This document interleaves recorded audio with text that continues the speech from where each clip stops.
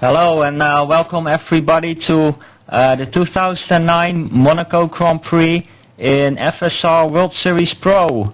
A quick update on the commentating team. Michael Lamb hasn't arrived yet, so me as a rookie, I'm all put into this situation to do the commentating alone for now. So anyway, we have the driver standings up on the screen.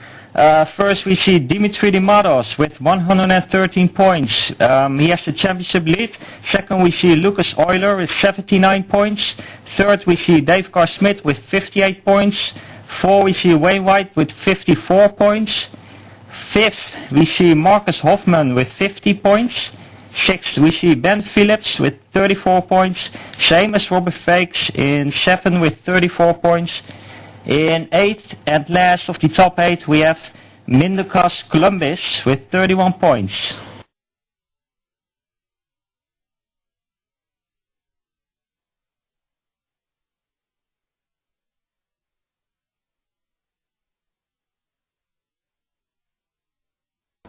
So we will be back in a minute for the start of this Grand Prix. Stay tuned.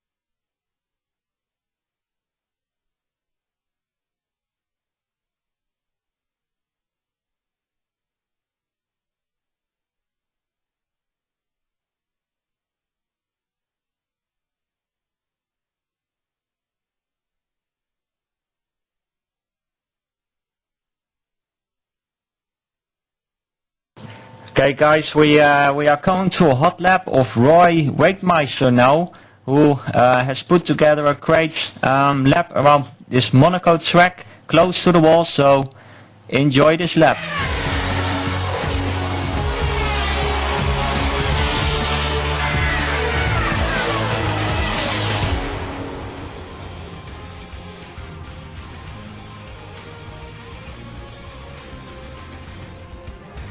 Hello and welcome.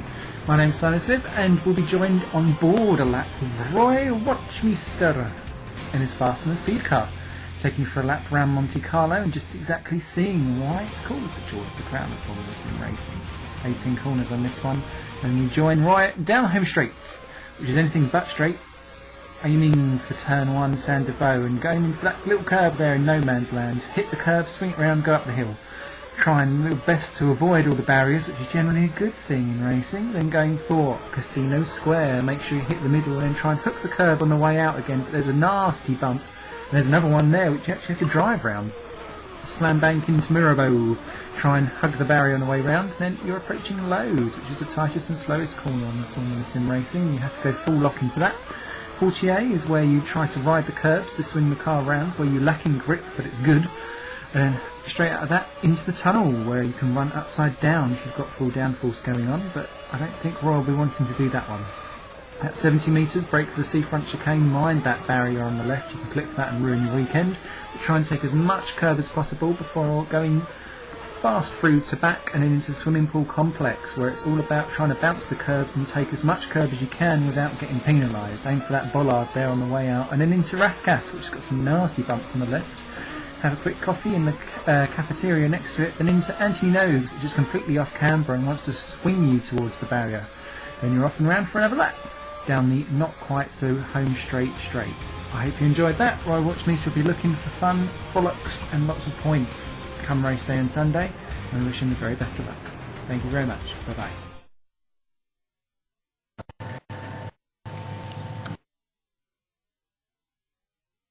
So I hope you all enjoyed that lap around Monaco of Roy Watchmeester. Thanks to him again for putting together that lap. And oh, I see Michael Lamb has just arrived in the broadcast booth. Hi Michael, how are you? Are you there?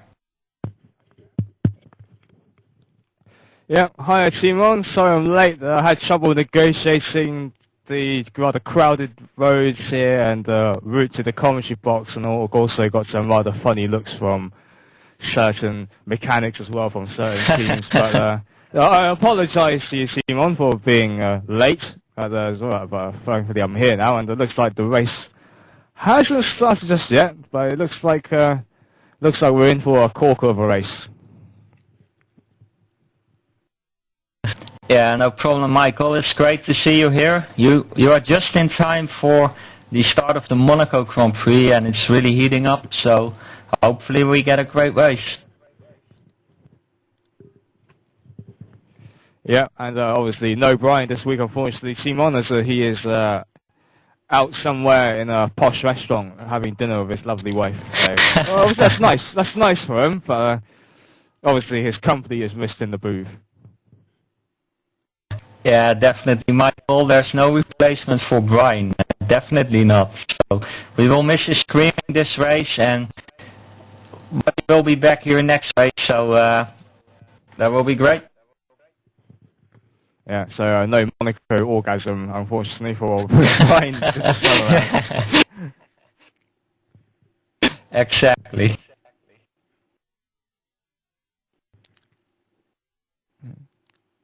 So what are your predictions for this race then, Timon? Unfortunately, I also missed the qualifying as well, so I'm not a bit behind on what's been going on in this race so far. Yeah, Michael, we've been mainly caught by some technical difficulties like last races.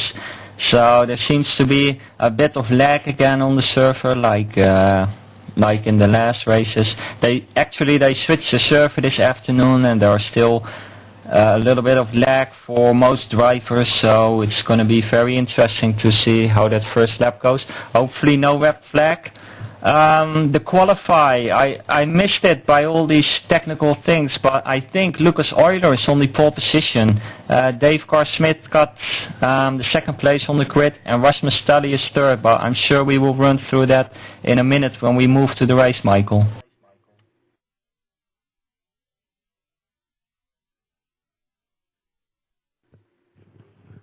Yeah, no doubt. I'm sure we will. And obviously a couple of things drivers missing tonight. No Dave Carlsmith and Robert Fakes. Two of those drivers are quite high up in the championship as well. So it's unfortunate for both those drivers. Yeah, Michael, I have Dave Carr-Smith is actually here today. He told me before the race, and I will quote this, need to take care of my grandparents now because something happened to one of his grandparents. I don't know if he or she got ill or anything, so we wish you all the best on that, Dave. And further he said, so I had to step back from racing, but tonight I'm able to do one race for the back marks brigade, and he's aiming for the podium, so it will be interesting what he can do in this one shootout race for him before he will be away from racing for quite a while, I think. Yeah, and for those who could think back, well, a year ago, seems like an eternity ago actually, and he was actually on course for a podium finish, possibly even the win, until his PC let him down around about the half distance mark. He was running a one-stop strategy last year, which proved to be very effective with the 75% race distances, but certainly not really the most effective thing to do right now when there's 100% race distance for the pro races.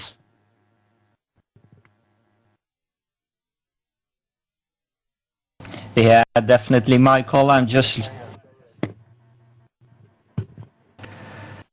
just Okay. Well, I was just looking at the results from last year, and I saw, indeed, as you say, that Dave Carr-Smith did not finish with 35 laps down. And Mikko Puumalainen won the race last year. This year he moved to ace for Twister. Dimitri Demados finished in the second position last year. And for the rest, there are mainly people on the list who are not in the Pro Series this year, so...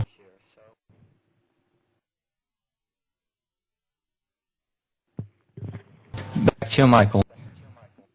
Yeah, certainly a lot of new faces, as you say, team on to the Pro Series this year.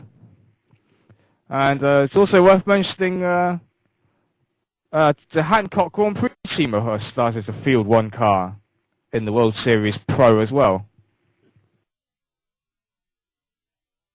Yeah, definitely, Michael. They are trying to settle their teams for the World Series, besides their main famous WC team right now. So actually they hired 2 drivers already, because I saw 2 drivers in the room. Let me have a look. It's Nick Rowland, and in the other car we have Rasmus Stelly. Yeah, Rasmus Stelly, sorry. Wow.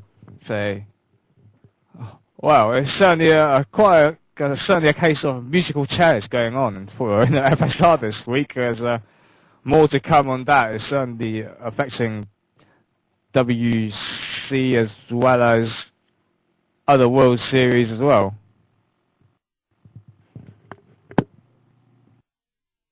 Yeah, definitely, Michael. I think Hancock GP is really trying to get teams together to aim for results, for podiums and for wins. So it will be very interesting to see if they can pull this together.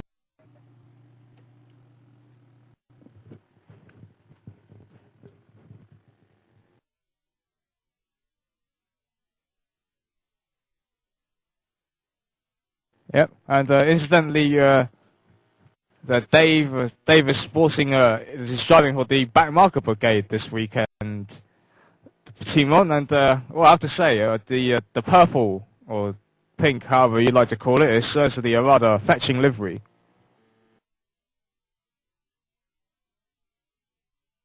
Yeah, Michael, it's definitely a kind of kinky livery. It's one of a kind. It's it's one you'll spot from 5 miles away. So I don't think he will have a problem this race, for us to know where he's at in the field. Yeah, standing out like a beautiful girl in the Monaco pit lane paddock, Timon? Well, I don't know about your personal taste, Michael, but that's definitely not my taste. Okay, we're getting into the race now, and Jack Nichols was meant to join us in the booth tonight, but unfortunately he's got to practice for his World Series Advanced race tomorrow, so we wish him all the best of luck for that. And incidentally, if his sister is watching, Gina Nichols, then I'd like to say a big hello to you, and hopefully your exams are going well in real life as well.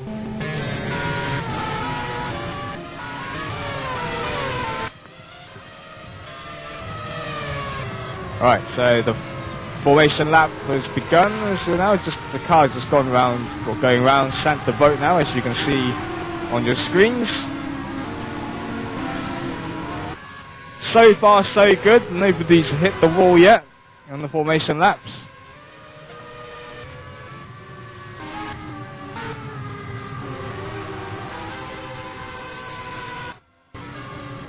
So it's a rather short lap, but let's give a quick rundown on the starting grid. So on pole is Lucas Euler, second is Dave Carr-Smith, third is Rasmus Stelly, fourth is Dimitri Dematos, fifth is Jack Keithley, sixth is Vindegaus Columbus, seventh is Scott Wild, eighth is Wayne White, ninth is Clayton Nelms, rounding out the top 10 is Damien Dane Humane, so a great qualifying performance on both GMC DHR cars.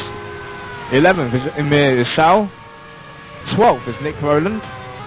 13th is Boo Attila, promoted to the Top Motorsports Registered News car this weekend. 14th is Ben Phillips. 15th is Peter Herbert. 16th is Phil Roberts. Excellent qualifying for him, as he was not looking forward to this race at all. Lando Maru is 17th. 18th is Sami Sakowski, moving to the new Top Motorsports United Sales and Distribution car. Hopefully we'll get a bit more of a look on that car later on. 19th is Job van der Geest. 20th is Pablo Tarsino. 21st is Brian's good friend Philip Estrada. 22nd is Mikhail Tumala in the second USD TMO car. 23rd is Cyril Wordmuller. 24th is Mark Albers. 25th, and starting from the pit lane, is Alain Fort, and that is your 25 starters for this race. So you can see Euler on the pole there. We're just waiting for the lights to come on.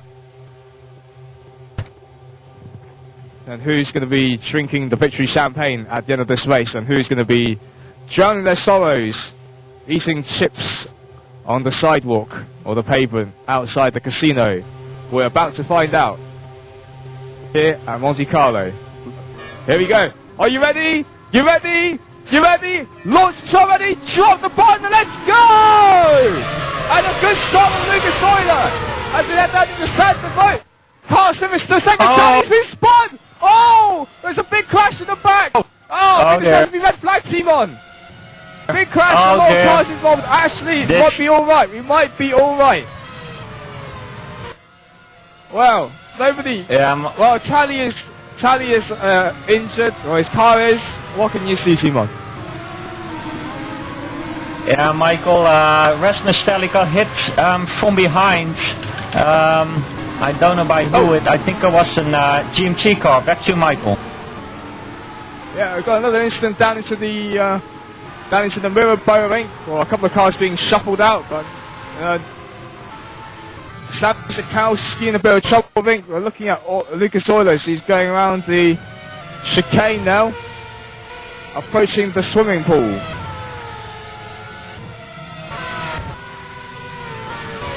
Carson was certainly not letting him get away. Rasmus Stelly was hit the first corner by Jack Keithley.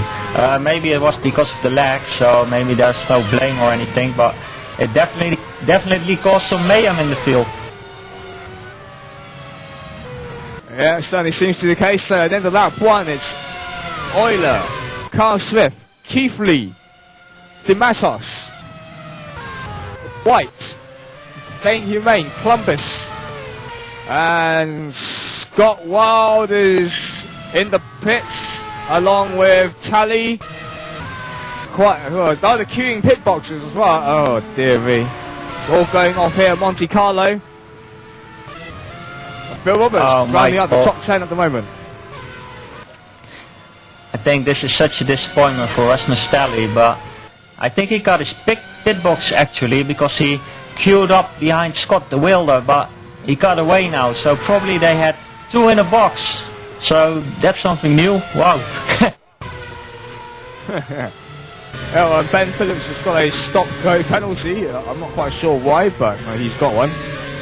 RC Motorsports in trouble.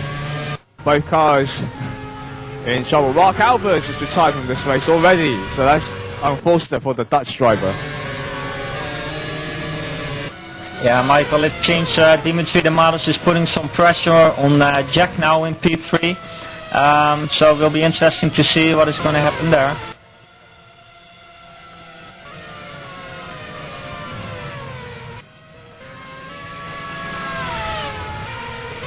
Oh, Columbus just made a move on Damien Dane Humane in P6, and he's moving up his hill now. They were going down to the casino, so let's see what's happening there.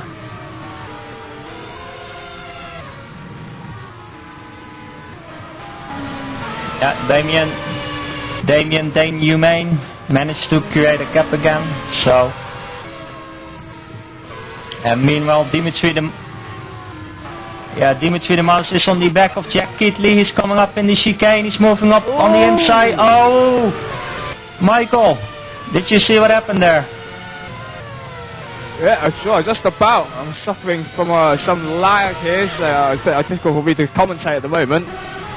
But, well, let's just say they're glued together, nose to tail, as they're going around the last cast now. Dimatov's taking a slightly wider line.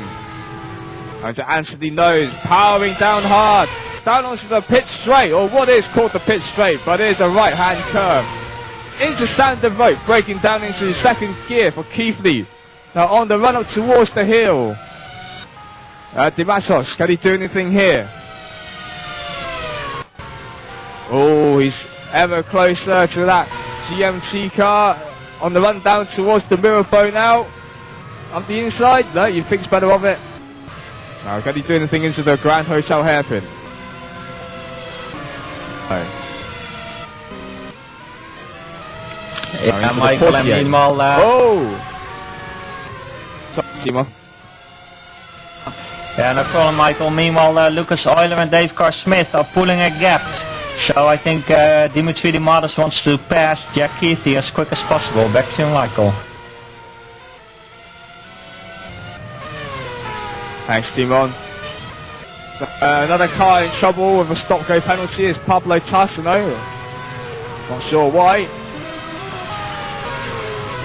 Oh, we've lost Phil Roberts. Oh, that's really unfortunate for the English driver.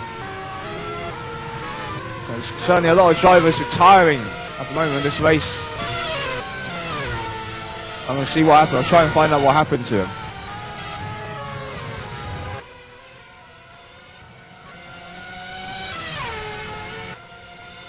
Yeah, and Lucas Euler is coming up on the first back marker now. Go on, Michael.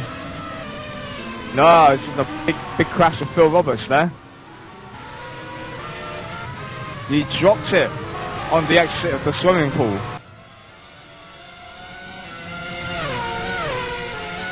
Or what seemed like it anyway, and his car got damaged quite heavily. Oh, we have Rasmus Stallion up on the main straight on the back of Tumalai. And they are fighting for P14.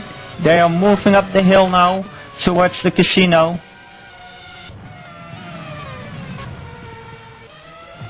Yeah, you're right there, Timon.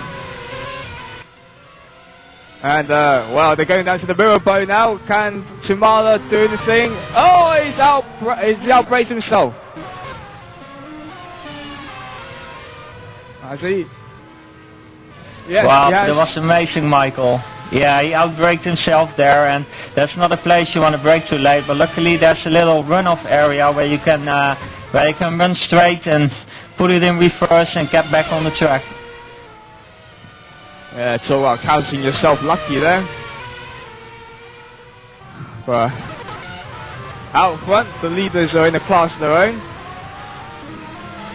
Carl's just driving for the back marker brigade, but it's anything but for the team at the moment. They're certainly very much up the front and making a name for themselves. They might have to rebadge the team as the front running brigade at some point if this carries on.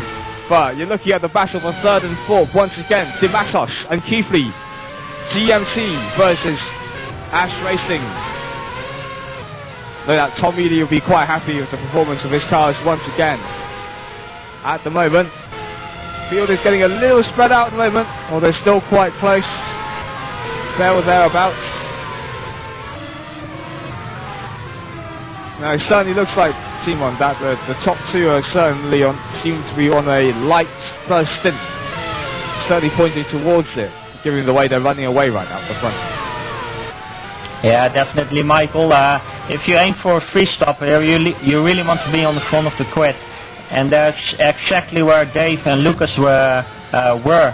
So mainly maybe they put less fuel in the second qualify session to get to try and aim for that pole position.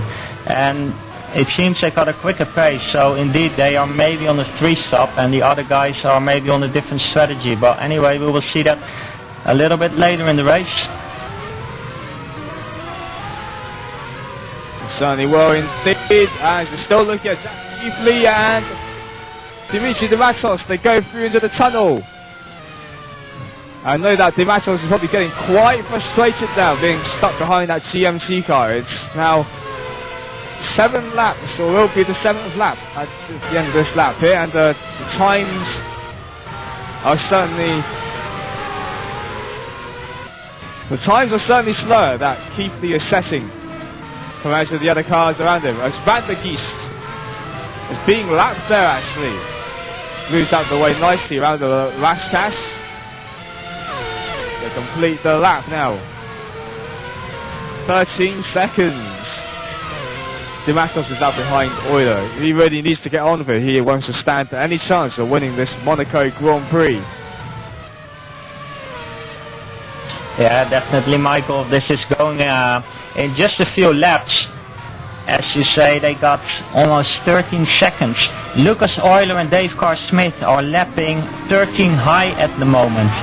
Jack Keithley in P3 is lapping 115 high. So that's a 2 seconds difference between Jack Keithley and Dimitri Dematos, what they are losing per lap. So that's a lot. Dimitri must be going crazy, as you say, Michael. Yep, although he can... Go on, Timon. I think Lucas Euler, something went wrong in sector 3, and I think he lost his front wing, and Dave Carr-Smith goes into the lead. Lucas Euler is in the pit box now. Back to you, Michael. Yeah, Lucas Euler is in the pits, and we've started the stopwatch. And this is a development here for the Monaco Grand Prix. Drama on the early stage of this race. He's still in the pits. He's waiting, still waiting, he can have a cup of tea here, and he's away. 21 seconds stop there for Lucas Euler. This is going to blow the Monaco Grand Prix wide open here. Oh, Michael, this is so unfortunate for him. I was just looking back the replay, and he was coming out of the swimming pool chicane, and Scott Wilder, a back marker, at that moment spun his car around, and Lucas Euler had nowhere to go, and he ran straight into his front. So he probably picked up some heavy damage there. He went onto the left in the Raskas to let Dave Carr-Smith by without any fight, so that's very nice of him.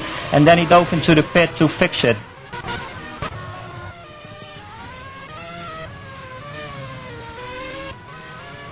Very unfortunate for Lucas, who was leading this race, the most prestigious race of the whole season.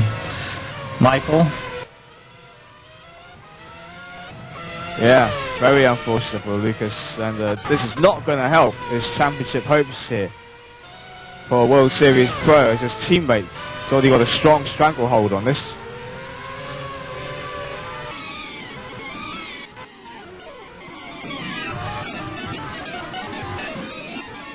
So, we're going to show you a replay of Lucas Euler now. Here we go.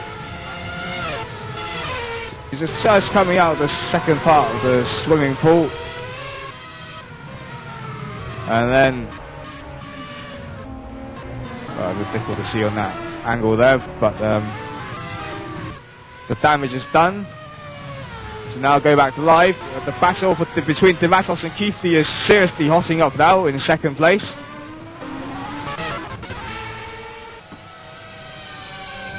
We've got another retirement. Rando Muru has lost the wheel. Oh, Michael, there was another battle going on the track, same as P2, between Damien Humane in P7 and Nick Rowland. So Nick Rowland was making a move on him out of the tunnel into the chicane, and Dane Humane spun his car around, and he dropped down to P9, and Nick is in P7 now. So great effort from him for his new team, Hancock GP, driving through the field, and he's in P7 now behind Lucas Euler. So nice job, Nick. Yeah, Nick Rowland is on a charge, and he's really pushing on here around the streets of Monte Carlo. I'd like to know what he's got in the tank.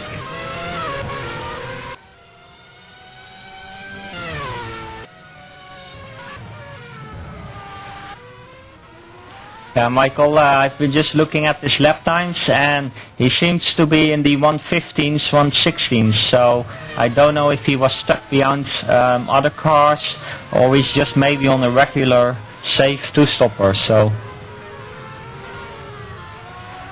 That's probably the case of Nick Rowland at the moment, just a regular two-stopper, as you say, Timon.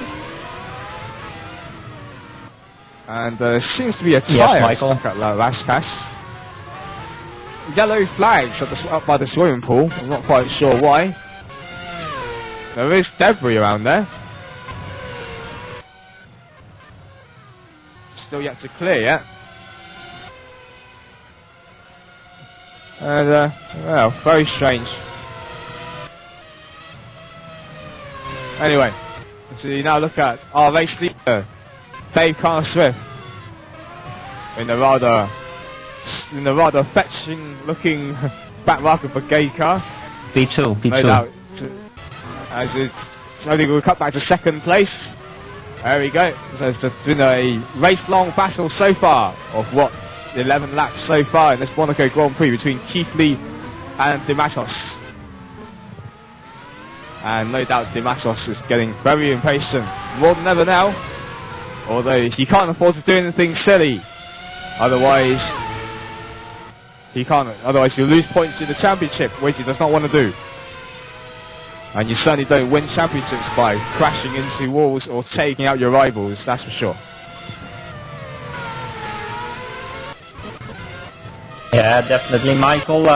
Dimitri Demanos is first in the championship with 113 points, and Lucas Euler is second with 79 points. But Lucas Euler just had an incident on the track, so I think Dimitri Demanos is, even though Lucas is his teammate, he's still working on extending his championship lead at the moment. Yeah, absolutely right there, Timon. And John Vanderkies is retired from this race, unseen by us.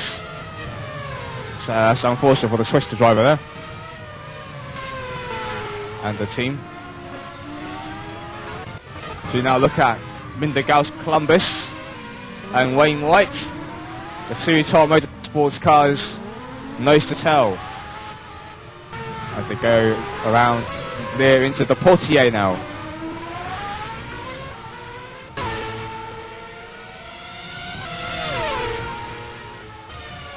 And now the tunnel, is Columbus going to try anything? Right. Seems to hang back a little bit. You've got to be careful with these two here, as their teammates don't want to take each other off.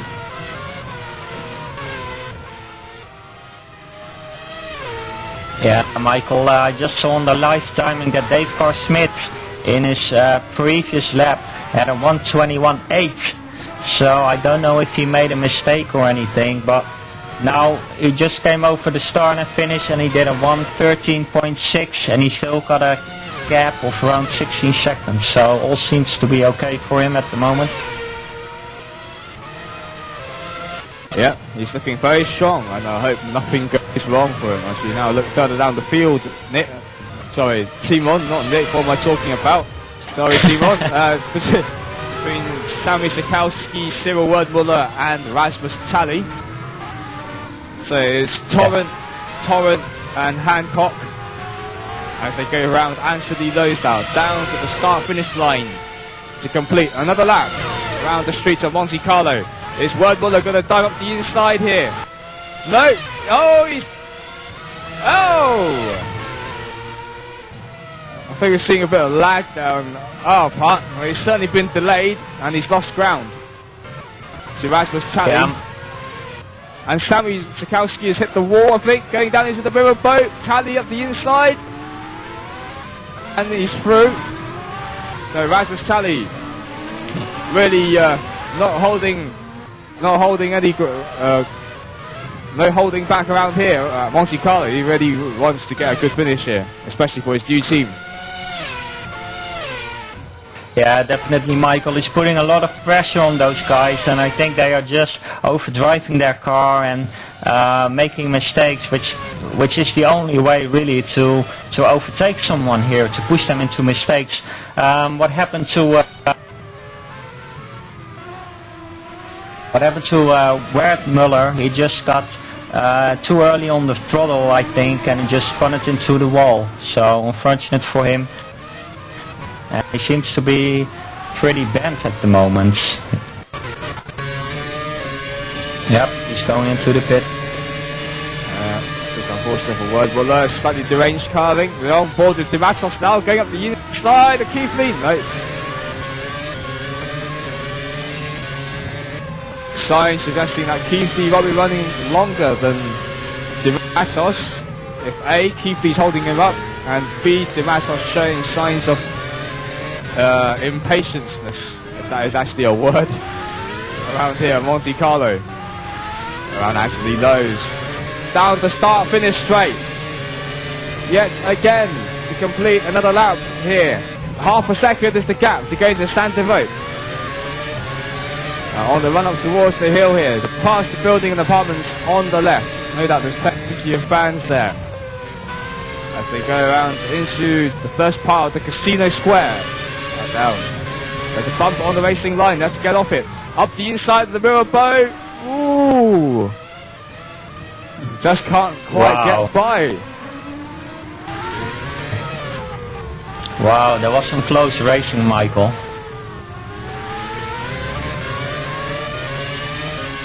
There was, but all this is really helping cars lift as they're just holding each other up here. And again, the Dimatos have a look up the inside. Oh! Was there contact there? I think there was. The Dimatos did actually get through for a second. But the Keithley slipped back by again. Yeah, Michael, I think they both tried to brake later than really possible, and Dimitri obviously broke much later, and he overtook Jack Keithley. Or I mean, Dimitri de Matos braked much later, and he overtook Jack Keithley on the inside, but he spun his car around on pushing his brake too hard. So he cut the chicane, and he did right by giving Jack Keithley free room to get his position back. But as you said earlier, Michael, this is definitely playing into Dave's hands. He was having a serious battle with Lucas Euler for the lead. Lucas got some unfortunate luck, or how do you call it, bad luck, and by crashing into a back marker. So this is really a perfect scenario at the moment for Dave Carr-Smith. Back to you, Mike. Thank you, Timon. We now cut back to our race leader to complete lap 17 of this Monaco Grand Prix. And, well, Keithley carries on holding up with Dimatos here, Timon. White and Columbus, along with Euler, who's tagging along the back now. They're going to join this 3-car train here, and this is going to turn into a 5-car train in a minute if they're not careful. And you can see it now, you can see the green Tar Motorsports car just lurking in the background. And we've got the yellow flag in the Santa Vote. They've got to be careful here. What's happened? No evident damage for anyone or anywhere. You can see there's the Tar Motorsports cars. And they're going around the Casino Square now. Mind the bump on the left, so they have to avoid it on the racing line. Yeah, definitely, Michael. I think Lucas Euler, when he pitted to fix his damage, he probably put some more fuel in to change his strategy, which was probably a 3-stopper looking at his pace, to maybe a 2-stopper or a 1-stopper that he still has to do now. So he can only hope that Wayne White and Mindegas Columbus go into the pit into the next laps. When they are on a 3-stopper, they should be pitting really before lap 20, so we will see what happens.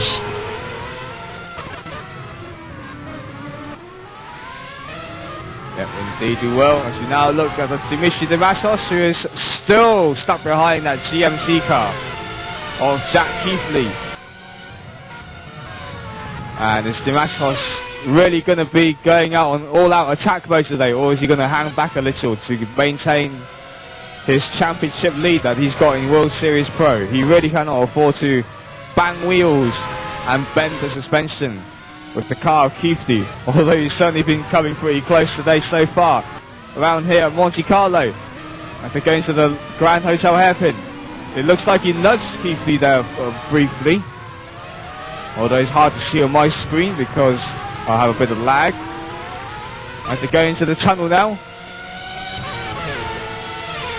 This is amazing, Michael. Dave Carr-Smith was last lap 3 seconds quicker than Jack Keithley in second position. So this is just killing the chances of Dimitri Dimanos to have a chance at the win. Certainly is. It looks like Jack Keithley is it's a bit of a Keithley train right now.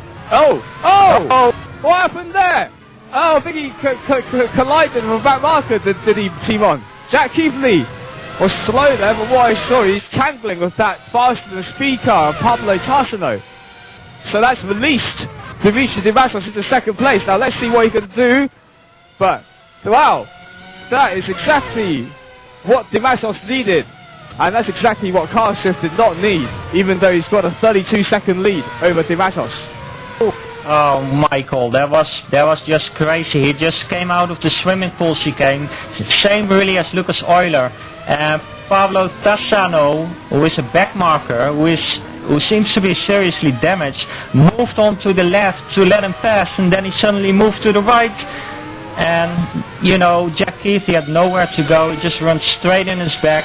This is really terrible. This is what you don't want here in Monaco. There's nowhere to go. Just terrible. And I'm having a look at Pablo Tassano now, and he's spinning around everywhere on the track. I really think the director needs to disqualify him from this race, because this is turning into ridiculous driving.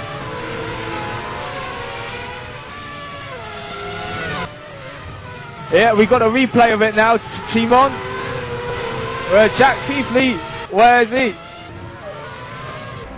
There he is. Wow.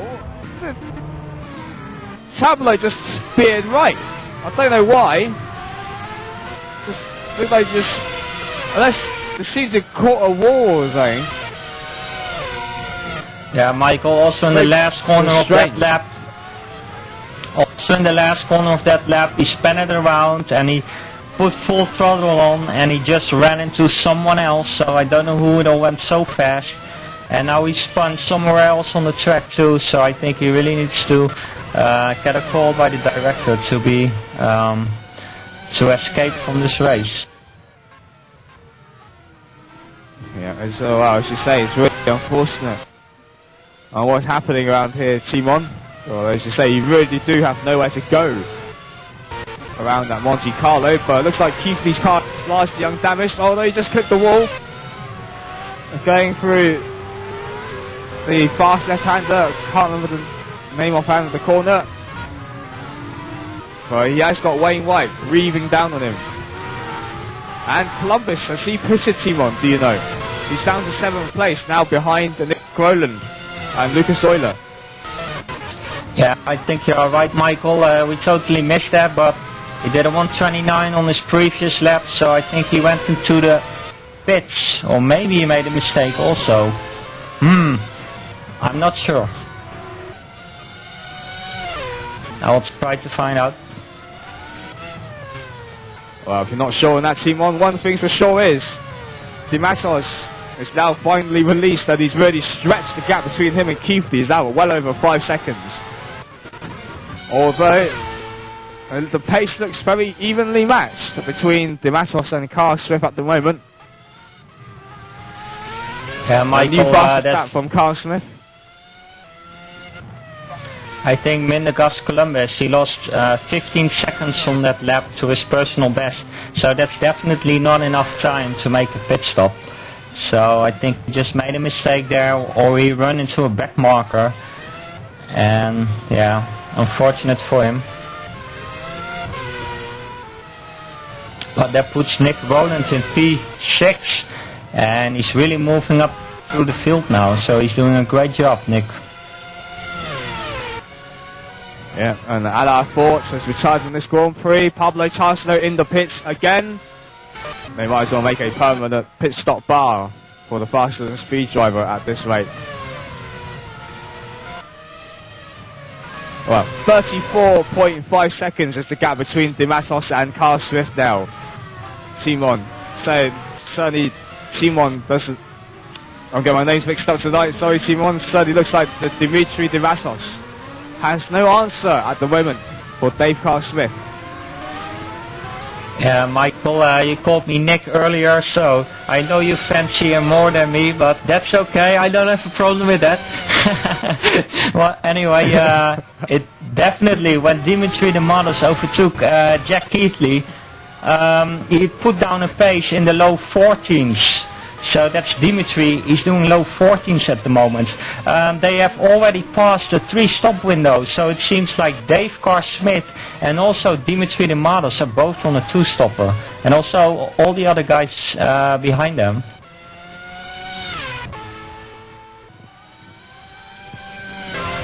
Well, it certainly does seem like it, Timon. As, well, Dave Carl Smith is well on his way now. He's just gone around the chicane on the exit of the tunnel. Into left-hander coming up to the first part of the swimming pool. Into the Novell chicane. P4, P3 I mean, P3. And Keithley is now finding himself under pressure heavily from Wayne White and Lucas Euler, who is trying to make up ground after his incident with Scott Wilde. And oh Michael, how unfortunate for Nick Rowland. Pablo Tassonen, who had heavy damage, was in his pit box, and I don't know how much he lost there, but it definitely seemed to have ruined his race. And Pablo Tassono lets Nick fast on the pit exit now, but he definitely won't be a happy man, Nick. No, so he comes back on the track now in I think he cut the pit exit line. Oh! He cut the pit exit line, I think, ever so slightly. Well, it seemed like it on my screen, but I'm not gonna say he did on full confirmation until I see it again. But gutsy stuff there from Nick Rowland, racing wheel to wheel with Sammy Sikowski on the run up towards the hill. And Nick Rowland, I'm sorry, Michael, go on.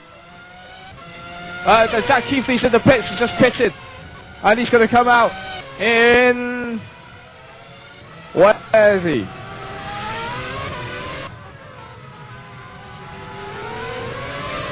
He's, he's well down. He's down in like 12th place. Now Carl Smith's in the pits.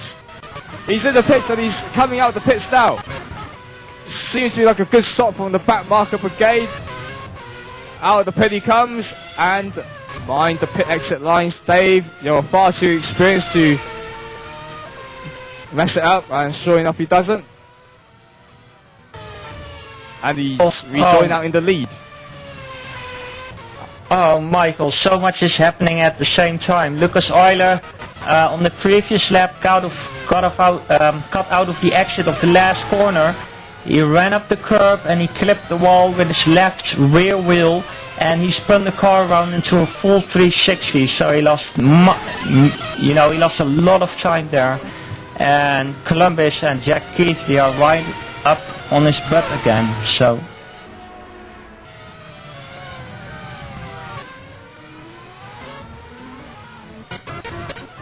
That's really unfortunate there for the drivers, and aren't we going to have a look at that incident there? Possibly not. We have our screens here.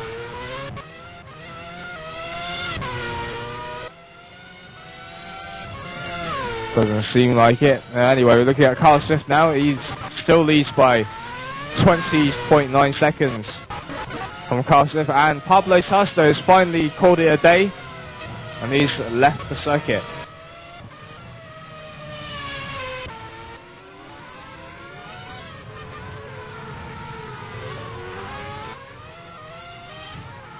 It's amazing, Michael.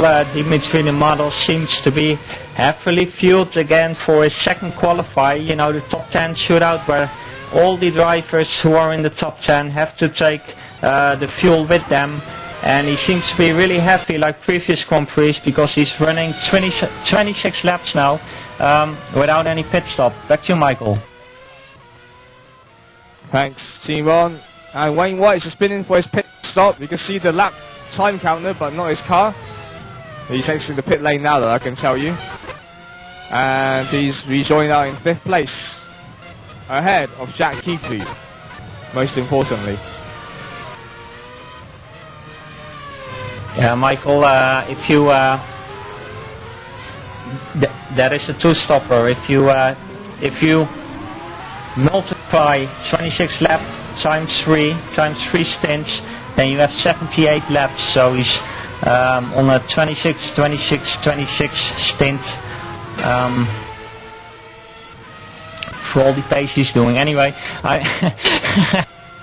never mind that. Back to you, Michael. Sorry. I was just getting a little bit too technical there. No doubt. Viewers will appreciate the views there. And you're doing a good job filling in more often than you do, Timon, compared to what you normally do when me and Brian are here. Obviously, Brian's absent tonight, has to fill in a bit more what he normally does. Wow, thank you very much, Michael. I'm really honored by that. I tried to do my best, but everybody knows nobody can replace Brian. So let's keep it at that, mate. Yeah, Brian really is unique, and he's the one and only in Formula Sim Racing, and he'll be back for the Turkish Grand Prix in 2 weeks' time. Same time and the same channel as always. Yep, I see Columbus having his pit light on. So it seems he's in P4 at the moment behind Lucas Euler. It seems he's going for a pit stop this lap.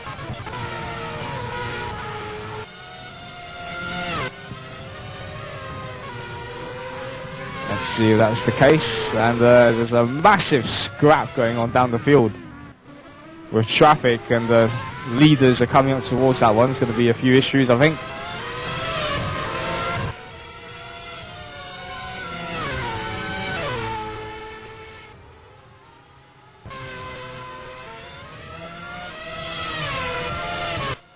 Seems to be a lot of cars with their pit lights on, but I'm guessing they've already planned their pit stop already.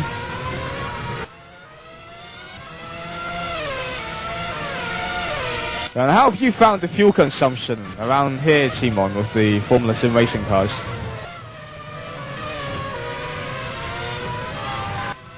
Yeah, it's actually very good, Michael.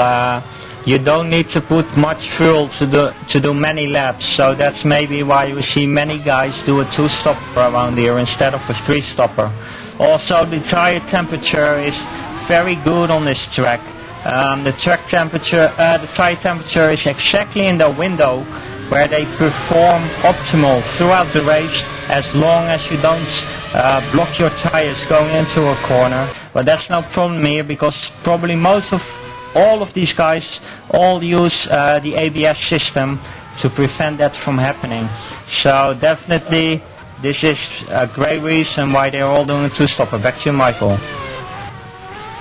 Yeah, well, and Jack Keithley has lost his front wing. 6th place, Jack Keithley is missing his front wing.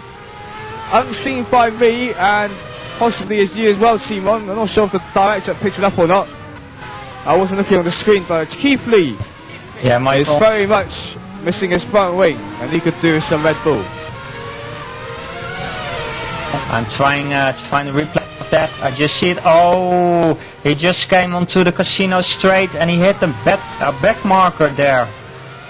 Oh, what an unfortunate event. It's the same what happened to Lucas Euler, and the same what happened to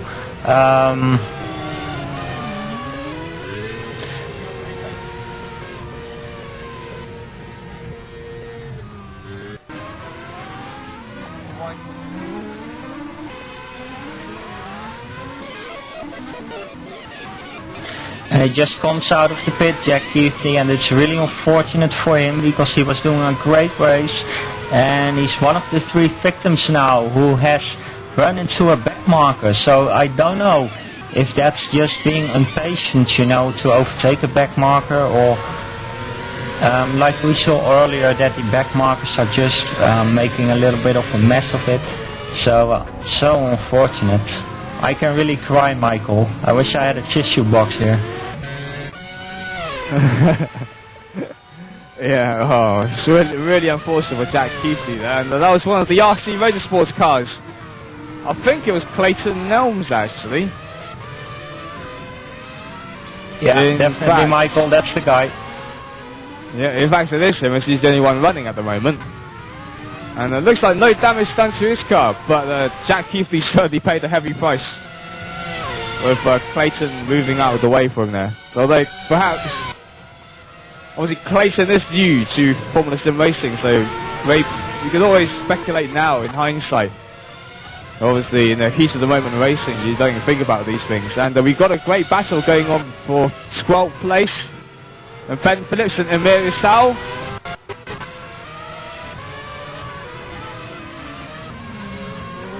To go around the Grand Hotel hairpin. Into the Portier now. Precision Motorsports Timon is another team that's gone under some management reshuffle and driver changes. But we'll come back to that in a moment. We're on board with Phillips looking back from the Rothmans car. Isao is challenging around the outside, or tries to. Can't quite do it. They're both on the power quite early. Echoes of the classic race from the 1990s here. Just one's clearly faster, just can't get by the clearly slower car. And it certainly seems to be the case at the moment here with Isao and Phillips.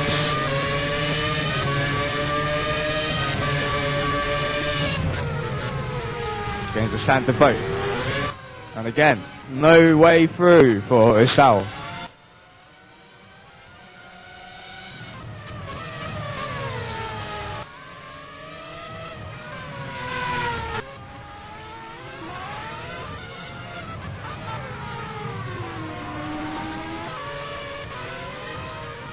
Yeah, Michael, I've been just having a look at their lap times, and they are both about the same. So this is really a battle where they are equally matched, and they probably don't lose too much time because they are behind a slower car of each other. So a nice battle going on there for P12.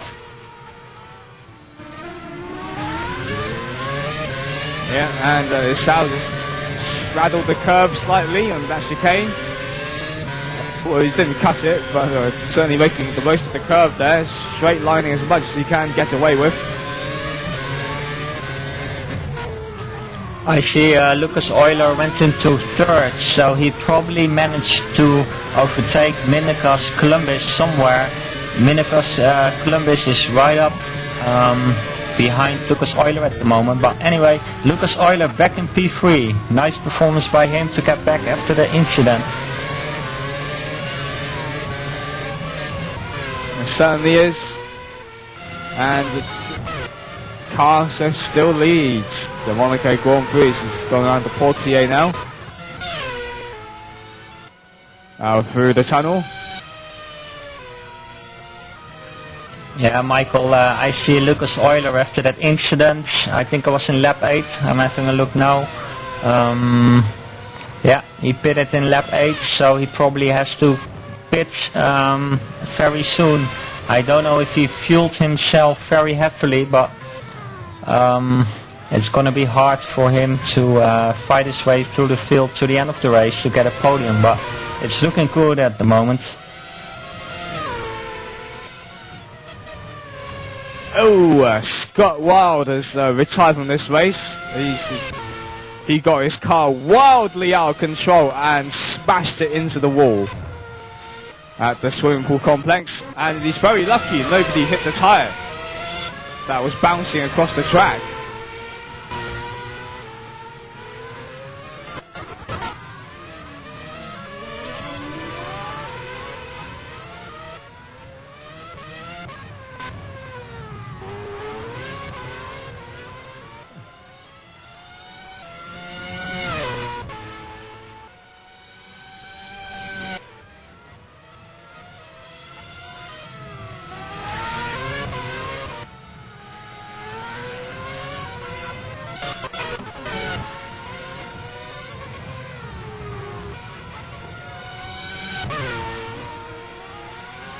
Anyway, back Yeah, to the live racing action.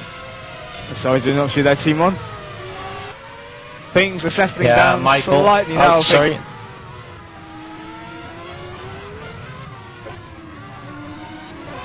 Yeah, Michael, I'm very sorry to speak through you sometimes, but I think that's a little bit of calling me Nick payback. Well, anyway, Dave Carr-Smith is really on the charge at the moment. He's putting his laps in. He's lapping in the 113, 114. He's just unbeatable at the moment. Dimitri Dematis is in second position. He seems to be able to match the pace of Dave Carr-Smith at the moment, but he's 35 seconds down. So as long as Dave Carr-Smith keeps his head together, doesn't make any mistakes, you know, which is always very easy to do here around the Monaco track, he will have the greatest Grand Prix in his pocket that you can win as a driver.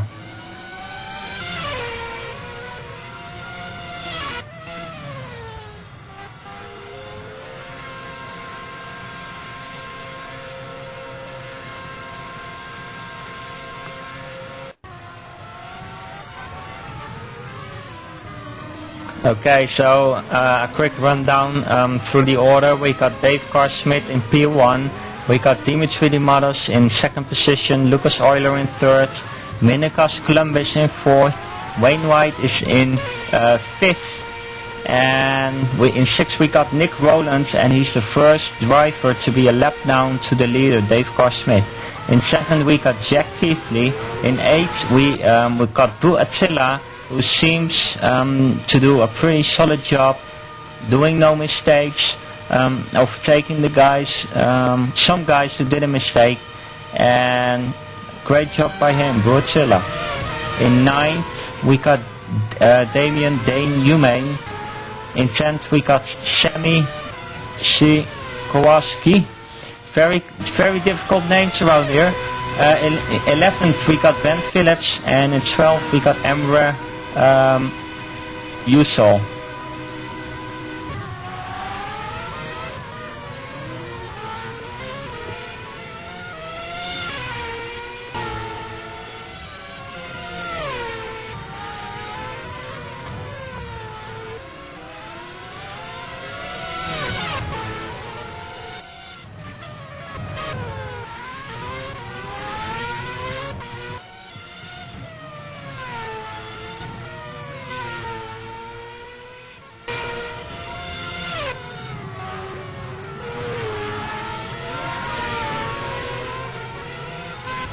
Now, Michael, we have Minikas Columbus is catching up Lucas Euler for third position.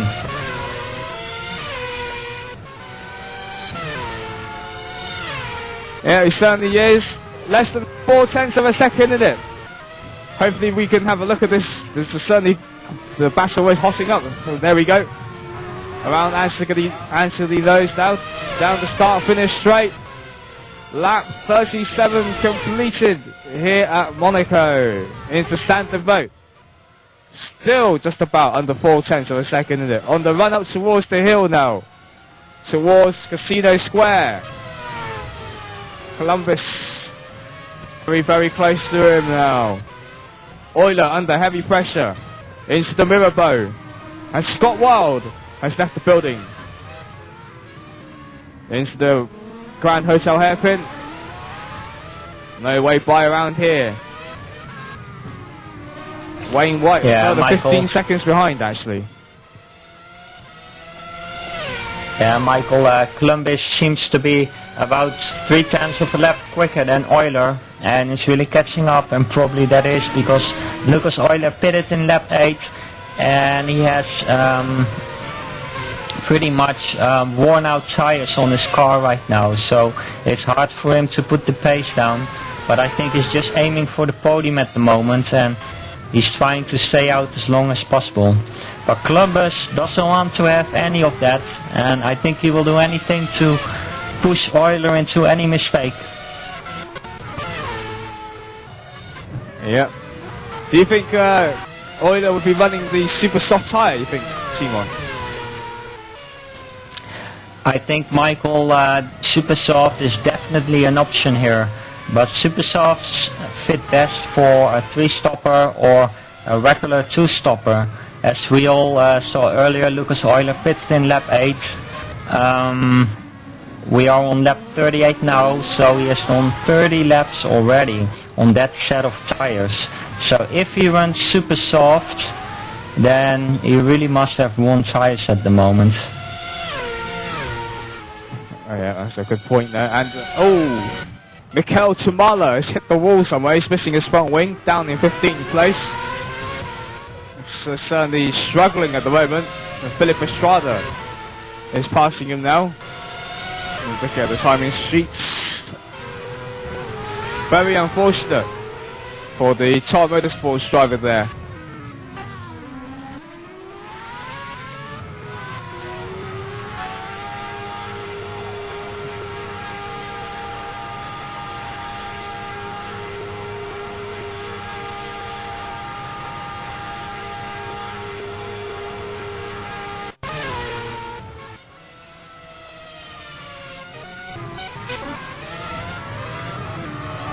And there's a good battle here for 9th place between Ben Phillips and Emir Sal still. De Matos is racing up hard behind them. And if these two, are they going to get out of the way for our 2nd place man? Or are they going to block him till the sun goes down here at the harbour at Monte Carlo? And good driving from Sal. He moves out the way nicely for De Matos. Oh, and the Sal's dropped right down. Did he spin? I didn't see it, Timon.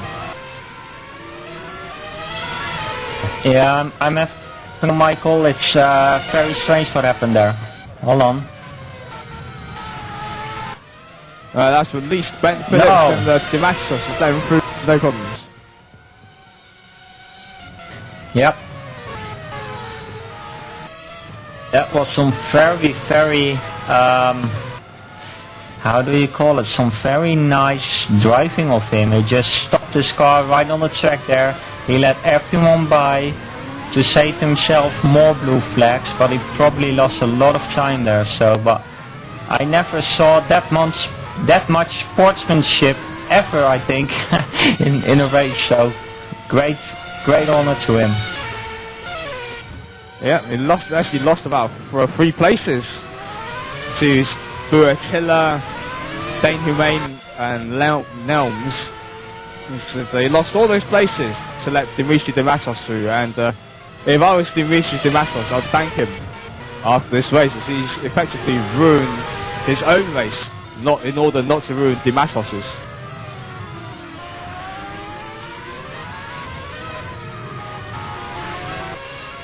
Yes, indeed, Michael, but I think Dimitri De Matos is pretty happy at the moment. Even if Dave Carsmith is going to run away with the victory, Dimitri De Matos is in a great position at the moment to just maintain his championship lead. And in the World Series, you know, the top 15 is scoring points, so it's very important to not make any mistakes and crash out of any race, and to just keep that that consistency up in winning points and adding more points to your scoring championship. Back to you, Michael. Rasmus Tally has hit the wall and he's wingless, literally. And in 15th place, Rasmus Tally is in some serious trouble here. And Tom Hancock will be scratching his head, no doubt. And there you can see in the pits, his car is very much wingless. And he's certainly going to need more than a couple of cans of Red Bull to get that thing fixed together. Yeah, Michael, he turned into the corner, he hit the apex on the inside, he just turned in too quick, and the apex sent him into the right one on the exit, so his car's really messed up now. Oh, and I see in the next chicane he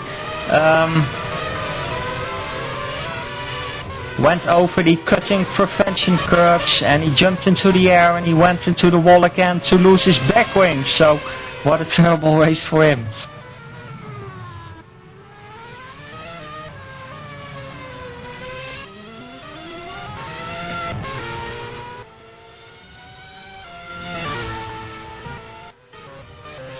Yeah, Michael, and meanwhile, Mindergas Club is pitted in lap 43, and he has 35 laps to go. So either he has 35 laps of fuel, or he's going to do another stop. He came back into P4. Back to you, Michael. Thank you, Timon. Now see a replay of Charlie. Yep, he just looks like he just ran wide on the medium speed left-hander, which lost his rear wing. And as you say, Timon, he tried to get out of the way. He ran over the anti-cut system that's in place of the chicanes, and that just bounced his car into the wall, front end onwards. He lost both of his wings. So there you have it. That's a rather unfortunate for Rasmus Charlie there. And for one half of the Hancock team. But it swings and roundabouts very much for races. And Lucas Euler is in the pits. Our third place man is in the pits. I bet Lucas will be glad to get rid of those really, really worn tyres now. The car's on the jack. Yeah, fuel's going in.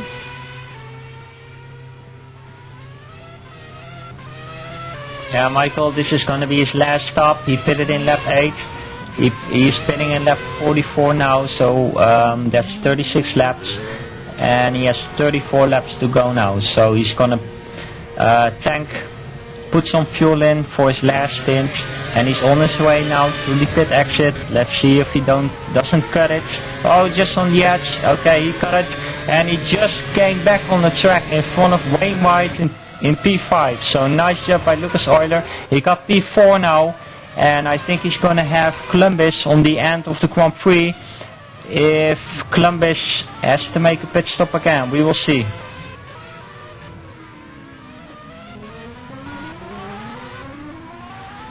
We will indeed.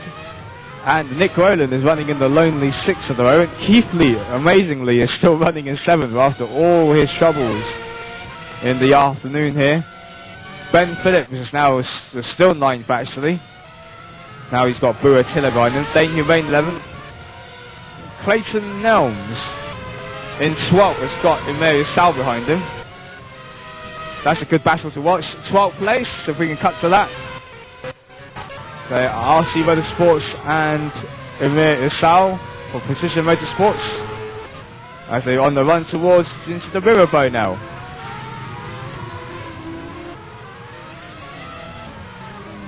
This is amazing, Michael. What we forget is that Dave Carr Smith, as usual, is up front of the field.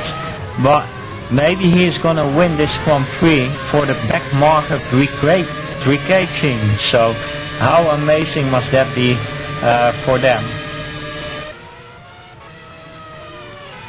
No doubt it's fantastic for them. And it's such a shame that Simon Smith is not about for an interview or anything like that. It's really unfortunate.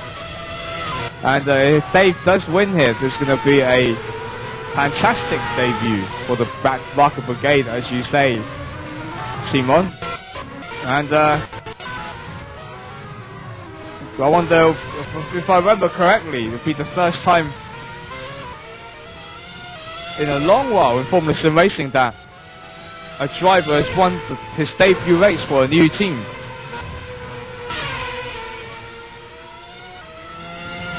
Yeah, that must be right, Michael, and he's doing it in a very shiny purple car.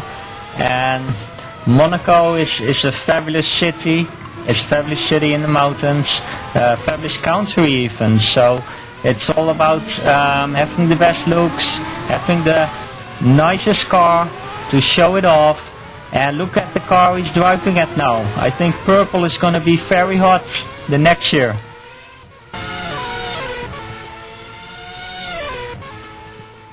Yeah, I'd rather see the purple on the car than other bits of clothing that Dave Francis might wear. Anyway. Well, the car is up for a matter of debate, but as they say, the car that finishes first in any race is always the best looking.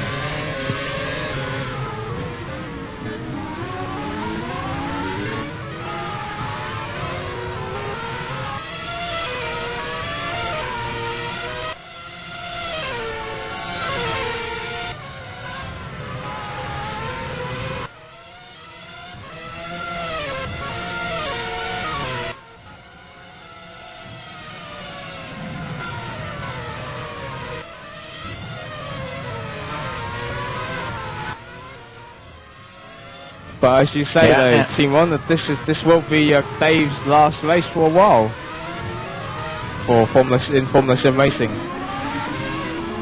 Yeah, definitely, Michael. Something happened to his grandparents in his family, and I don't know exactly what it is. If it is an illness or whatever. So, like said earlier in this broadcast, we wish him all the best, and I hope that many people out there will wish him the same.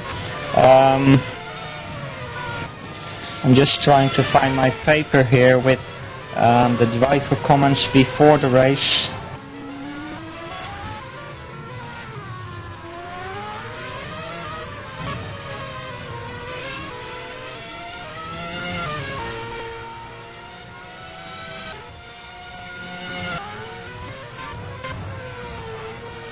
Yeah, we have Dane Humane running in P11 at the moment. He quoted before the race that he had no proper practice and he doesn't hope to get taken out again. So he was really, he said to me a few times before the start of the race that he was planning to start from the pit lane, but then he qualified as P10 in qualified 2, so he had an amazing result. So on the formation lap, when Michael was doing the grid run-up, I was looking and checking if he would start from the pit lane, but he was too eager with that great result and with the lack of practice. But he said just before the race, he did a great job in the qualify, and he's P11 now in the race. So he's maybe a bit disappointed of the race results, but it's still a good bunch of points for the team.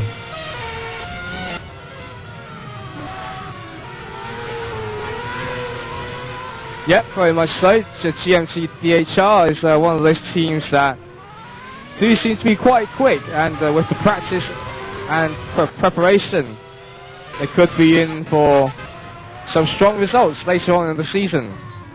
That's my tip for the year. I think they could be coming on quite strong. And obviously Ash Racing is always up there with their drivers. Obviously missing the Hoffman this weekend, and no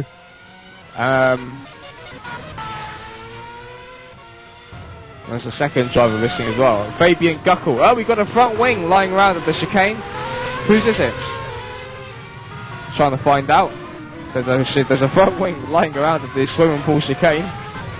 Oh, it's Emery Ussel. He's in the pit now, and oh, he quit the race. He gave up.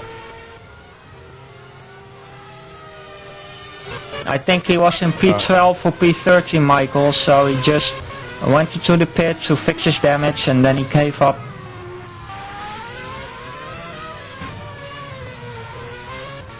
Well, another one bites the dust, and brake failure I see on the screen.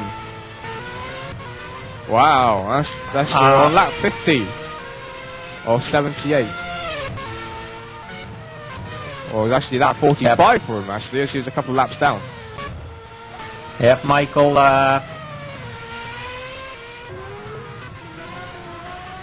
definitely the brakes. It seems like he run a too low setting, and the thing on Monaco is that you don't have much straights and long straights to cool the brakes. So you have to run a higher duct, or you have to choose for less pressure. But these guys all want the most brake pressure as possible to brake as late as possible into the corner with the ABS system they have enabled. And so they really are pushing the brakes, and to balance that out a bit, they have to run a higher duct than the guys without aids who don't use the ABS system. So probably some guys got caught on not testing this on Monaco, and Emery Ussel was one of the first to fail his brakes on lap 45, which is about... Oh, Dave Carson has hit the wall! He's lost it on the exit of Sandovo, and he's smashed the car into the barriers on the right-hand side. and he's lost his front wing. What dramatic development here around the streets of Monte Carlo on lap 52. Dave Carr-Smith has dropped it on the exit of Standing Rock and has lost his front wing. He's touring around and cruising back to the pits, but I fear, well, he's got 48 seconds to the Dimasos, but this is going to cost him dearly. Well, he's going to refuel at the same time and take on the new tyres and do his final stop, but can he do it in time before Dimasos? I don't think he can, but at the same time, Dimasos needs to pit, but what about the damage done to his car? My goodness me, drama here at Monte Carlo. Oh, Michael, this is amazing. Wow, he just clipped the curb on the inside, and he went too early on the throttle, and he spun his car around into the right barrier, and it seems he lost his front wing, as you said, but he also bent his suspension, so it's going to be a really long pit stop, I think. I'm afraid that Dimitri Dematos will have him. We will see now. He's coming into the pit. Back to you, Michael. Thanks, Timon. And wow, he's starting his pit stop. We're gonna show you a replay of that. There we go. Oh, yeah, as you say, just clip the curb. Looks like just a slight lapse of concentration on his part. So you're seeing the replay now while he serves his pit stop. Hopefully we're going on. We're gonna have an on-board view now from the car. Yep. Ooh. That's probably gonna hurt a little bit for him. Yeah, definitely, Michael. You have to be so sharp, make no mistakes around here, and you have to do 78 laps. So when you make one mistake, you go into the barrier, then your race is over, and Dimitri Dematos is taking the lead. And he has indeed, Timon, and I don't know if they cut the pit exit line or not. I was looking away from our monitors, looking out the window, see if I can see anything interesting. Unfortunately, nothing right now. I didn't see it too, Michael. But the interesting thing is Dave Carr-Smith got 3 seconds behind Dimitri Dematos on the track. So, wow, are we going to get a battle for the win after all? Don't forget, I believe Dematos needs to pit yet, Timon, so that's got to take that into consideration. And I do wonder if Dave elected to repair all the damage on his car or just only the bodywork, which would take less time than repairing all in the pit stop. Yeah, Michael, very good point. If Dave managed to repair enough to keep his pace up, and he put enough fuel for the last 26 laps of the race, and as you said, Michael, it's right, Dimitri Dematos still has to go in for a pit stop, so then still Dave can get away with this. That is pretty amazing. Well, he's certainly got a pretty special setup on his car this weekend. I can guarantee you that, from quite a well-known team as well, to lend a supporting hand for Dave's last Formula Sim racing race in a long while.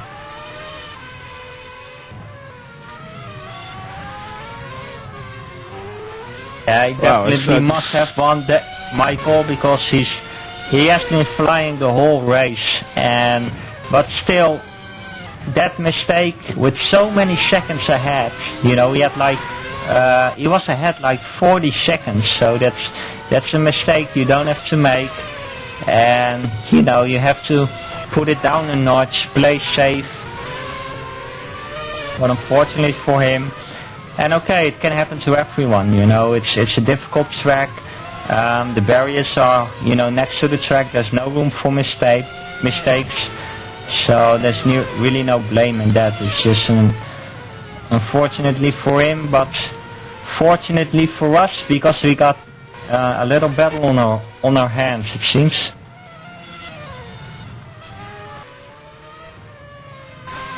Yep, it certainly seems to be what's happening right now, as you say, Timon. And with just over 23 laps to go here at Monte Carlo, I'm sure it's going to be an exciting finish to this Grand Prix. And a good battle for 12th place here. Brian's friend Philip Estrada and Cyril Wordbuller a newcomer to Timon Motorsports and to the Red Shift News car, I believe. They're going hard at it. Timon Motorsports versus Twister Racing. Who's going to come out on top? Let's find out. As we're on board with Philip Estrada through the tunnel, looking back from him as he comes to the chicane, and it looks like Estrada's pulled out a little gap there, Timon. Yeah, Michael, it's just they're both under heavy pressure at the moment to do good laps, to keep their pace up. So one corner, one will drive away a little bit, and the next corner they will queue up again. So it seems to be a hot battle at the moment. Oh, they're both going into the pit. They're both going into the pit, Michael. Wow, amazing. Wow. Oh, they hit. They hit. Amazing. Oh, Michael. I don't believe it. What happened there? Philip Estrada half smashed himself out of the Monaco Grand Prix. I don't believe it. Oh, dear me. I think, Michael, Wert Muller hit him. Philip Estrada, he braked for his pit box, and Wert Muller was so close behind him, he probably didn't expect that, and he just hit him into the pit box wall there. Well, that's one way of getting past your rival up front, but I'm sure that was unintentional from Wert Muller's part.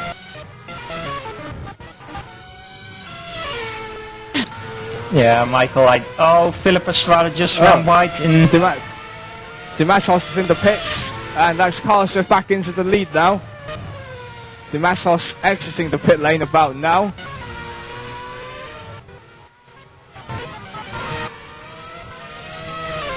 There you see it, Dimatos now back in second place.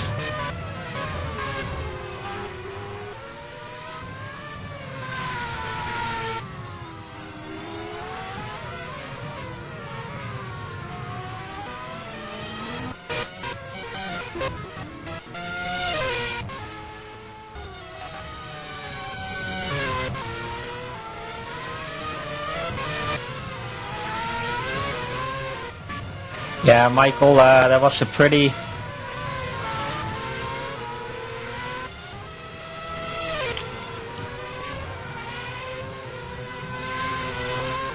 That was a pretty long pit stop for Dimitri. I'm trying to find out the gap between Dave Carr-Smith and Dimitri Demanos at the moment.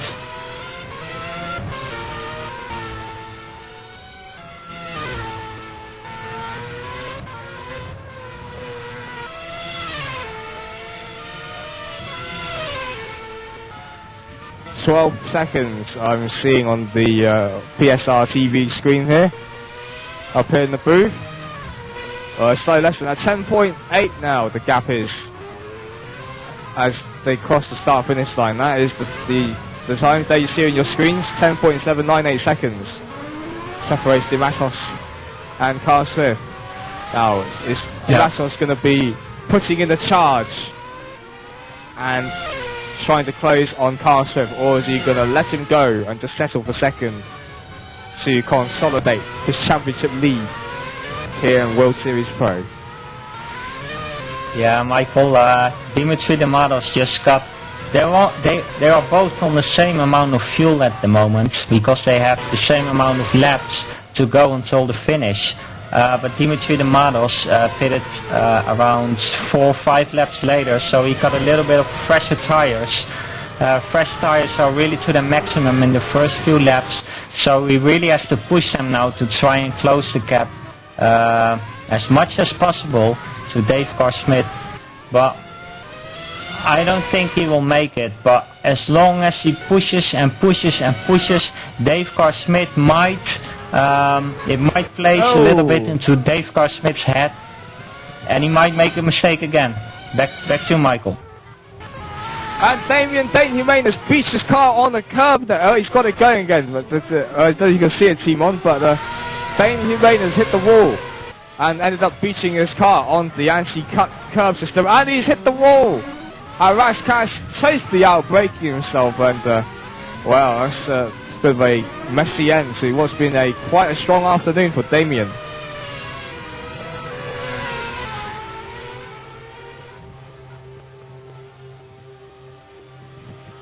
So, Yeah, with the down. So just waiting for the fuel Michael, and prepare to go. I was just looking at the replay up of Damien Humane. He had Dimitri Demanos behind him at the swimming pool section, and I think he tried to make room for Dimitri Demanos, but he braked too late, and he just ran onto the anti-cut curb, and he just flew right into the tire barrier, and he lost his front end and everything, so bad luck for him. Yeah, rather unfortunate for Damien Humane there. And as you can see on the camera,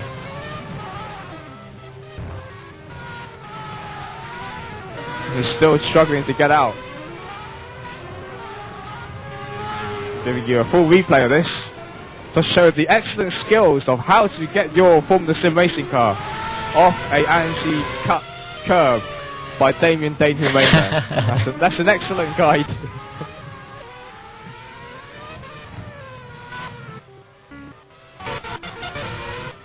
Yeah, Michael, that's not good for the engine too, because when you are stuck on the curb, you have to rev the engine to get off it, and that's when your engine starts overheating pretty bad. That's what you always hear from the real F1. You know, that if they have their engine running too long, waiting on the grid, or behind a safety car, or when in a pit stop, you know, it all gets too hot, and it's not good for the engine because it wears a lot more, and you are closer to your blowing point, to say it like that.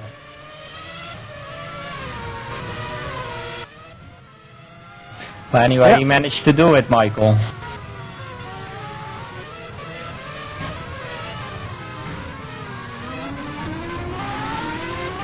Indeed. And, and I'm getting reports from the pit lane, Timon. I don't know how insightful and solid this is, but the Dave Carlswift's brakes are fading. And would you like to explain that a bit more to the viewers that are watching at home, what that means, Timon? Wow, that's amazing, Michael. I was talking with Dave before the race, and he said he was gonna run 94% pressure on his brakes, and I said to him, wow, that's a lot. Do you really want to risk that? But Dave Carl-Smith is always running as high as possible pressure on his brakes to brake as late as possible. And of course, all these drivers, like I said earlier, have their ABS system. The ABS system helps the car stopping without locking the wheels. It controls it for you. So how higher the pressure you run, how more the brake discs will run down on you on the braking. And if they get too thin, they will blow. So when they start getting thin, you will notice the braking is getting more worse, and that's really the moment you have to watch out, because the next moment your brakes will blow and you will run straight into the barrier, because you just don't know when they are going to blow. So maybe he is running too low settings at the moment and he's risking too much, and that's what you don't want to do when you are in the position that he is now. Absolutely right there. That would explain why Dimitri Dematos was closing in quite fast towards the back of Dave Carl-Swift. The gap was over 10 seconds at the time of Dematos' second and final stop. It's now less than 5. Carl-Swift has crossed the start-finish line. It's now 2.3 seconds. This is going to be a showdown finish, although I fear Dave Carl-Swift cannot hold on that long. It's for 16 laps with fading brakes, I don't think.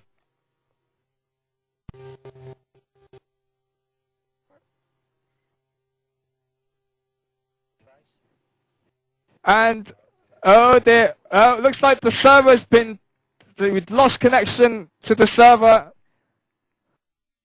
And anyway, what was said to be a epic finish to the Monaco Grand Prix here for World Series Pro has temporarily been put on hold.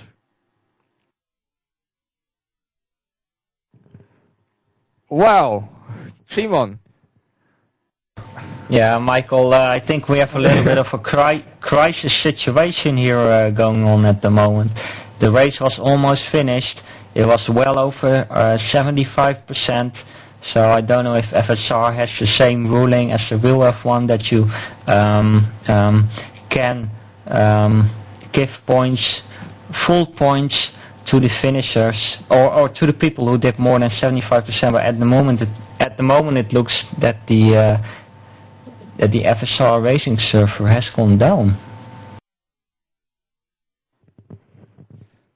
It has. I'm in communications now with the or one of the more senior management, and he says the server just isn't switched on. It's dead, so to speak. Wow.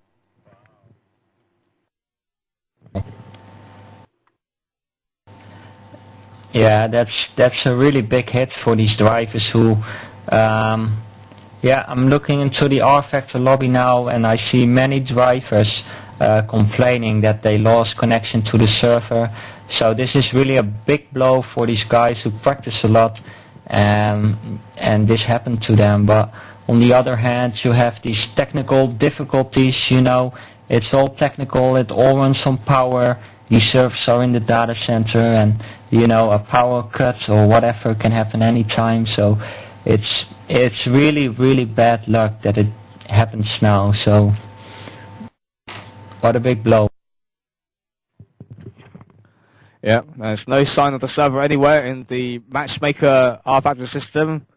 I can't see it, and our camera director, Cheryl Nielsen, as always, is doing a sterling job.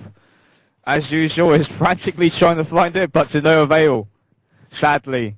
And sadly for us as well, we were hoping to bring you, well, we were giving you live uninterrupted coverage of the Monaco Grand Prix there, and sadly it's been brought to a rather abrupt halt at the moment. Yeah, Michael. I think they were, like I just said, well over 75% of the race. Do you know if there is a rule in the FSR ruling that is talking about or explaining about these situations and what is going to be done about it? Do you think that drivers are going to be rewarded points for the standings as they were when the server went down?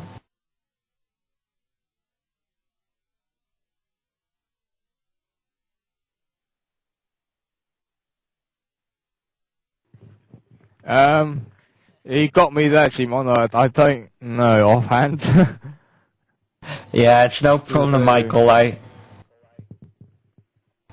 really don't know too, so I thought I'd just throw the question at you and you might have an answer for it, but unfortunately not so. Well, anyway, it's a really big blow for these drivers, and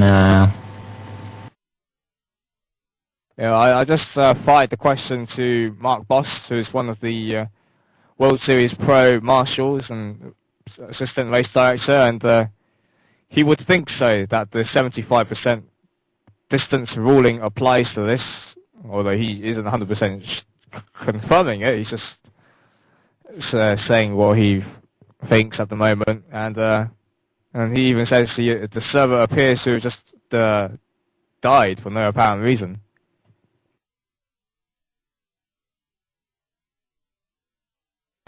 yeah, Michael, that's very unfortunate. That seems like a hardware server failure. So,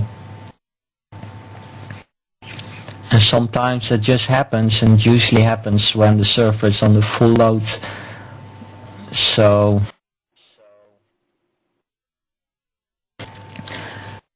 I think all of these drivers are really frustrated at the moment. Just same as we are as commentators and all the people out there in the audience watching this Grand Prix, watching to the live broadcast of PSR TV, and we all got, down into this race, and we were looking forward to the end of this race, and suddenly we got this bang and the server is gone, so it's just getting over the frustration now for most drivers and fixing this in the best way as possible. And I think Mark Boss, as the director for the World Series Pro Series, can have or does know what to do with this situation, and probably we will see that later in the forum, Michael.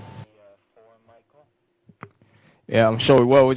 We're waiting for confirmation of what's happening here, and I just got some views off from Lee Morris, and let's just say what he said to me, I can't quite say on here live on PSR TV.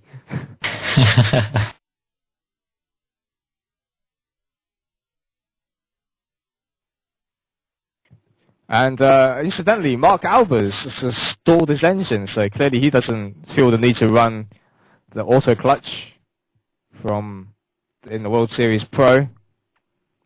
And well, that's the end of this race basically. Anyway, Michael, I think on the live timing we have the standings before the server cut out.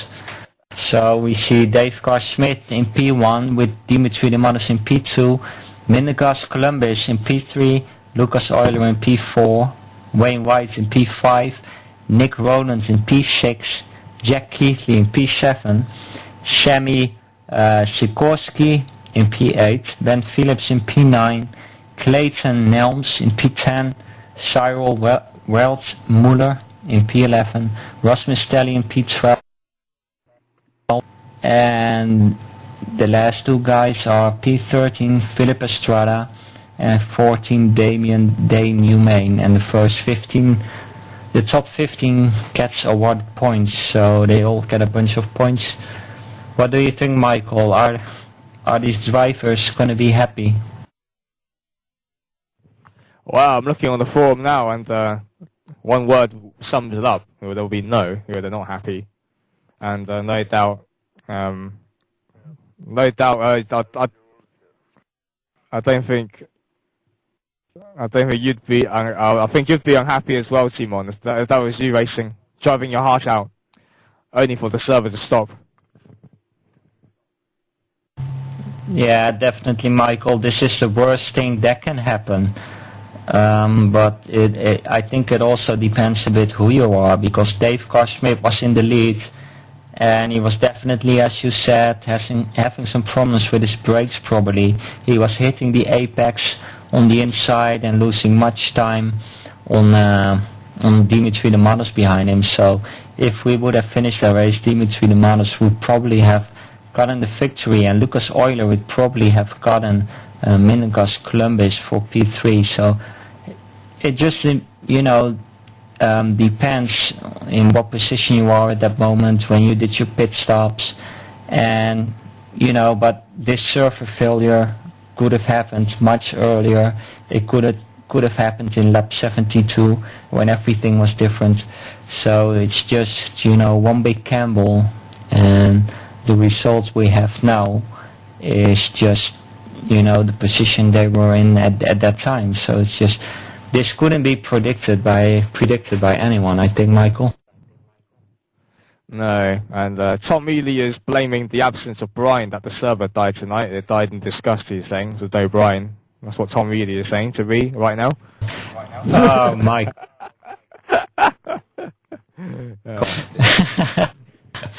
Oh, Michael, I think he must have thought these guys are awful, and he probably hacked the server and shut it down.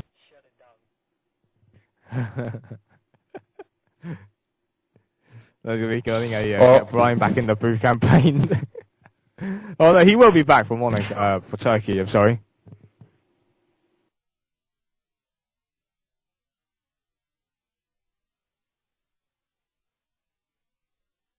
Yeah, that will be great, Michael. A pro race without Brian and without you, of course, is it's not a pro race how it is. It's just the best commentating out there in the World Series for sure. But all the other guys are doing a great job also. It's just my personal favorite. I will add that.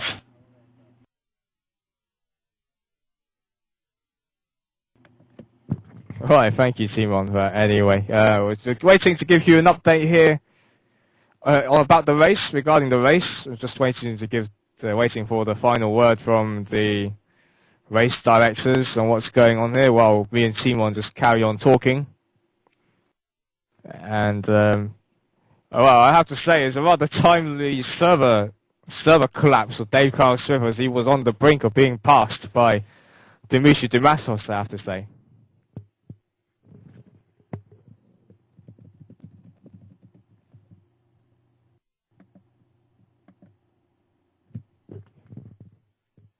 Yeah, Michael, I'm getting all kinds of messages also on MSN, so I think someone has found a ruling in the FSR reference sporting guide.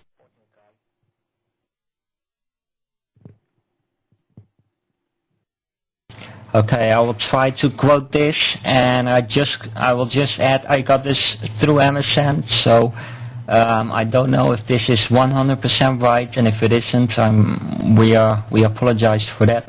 But it says, chapter 3.2, if after an online race start the race fails for any reason, the following rules will apply. So if after an online race start the race fails for any reason, the following rules will apply. Less than 50% race distance completed is restart. Less than 50 race distance run is rescheduled race. Less than 75% race distance run is classified results with half points awarded. So that's basically the same as real F1. And lastly it says 55% or more race distance run, classified result with full points awarded. In designing the race distance run on all distances will be rounded up to the nearest lap. So anyway, that doesn't matter because I think they were way over 75%. I give special thanks to Predo Mellum out there for finding this out for us and supplying this ruling to us. So it seems all these guys, the results, how it is now, Michael, is going to be the final result, and they're all going to get full points for this.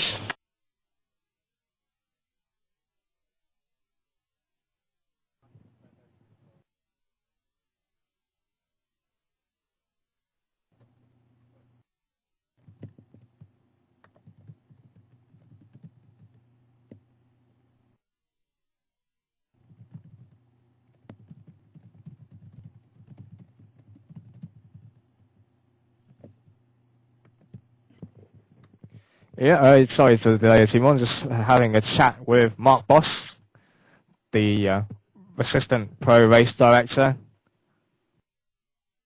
and certainly signs pointing towards that is it for the day. If they can't get the server up, then well, there's not much they can do, is there? And it certainly won't be the same just competing for the last 16 laps in the Grand Prix. That's my gut feeling anyway. And I don't see how they can do it anyway, to be quite honest with you, Timon.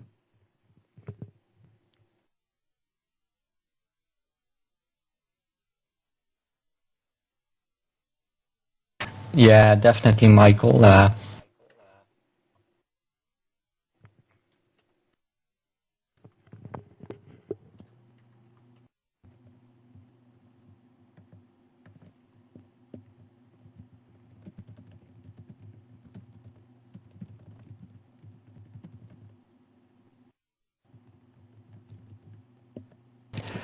Well, as always, you know, from crisis situations you learn, and I don't know if this has happened before with an FSR race, but it has happened now. So, and it seems there are some rulings in for this happening. So we will see what happens.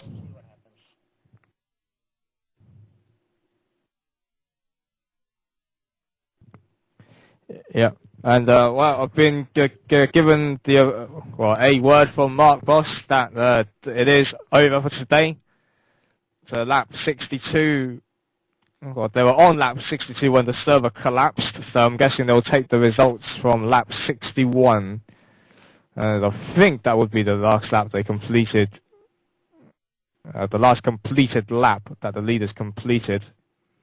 Although, as I see, the official results when they come up later on today or tomorrow. Although it's going to be a bit of head scratching tonight. That's for sure. Formula Sim Racing.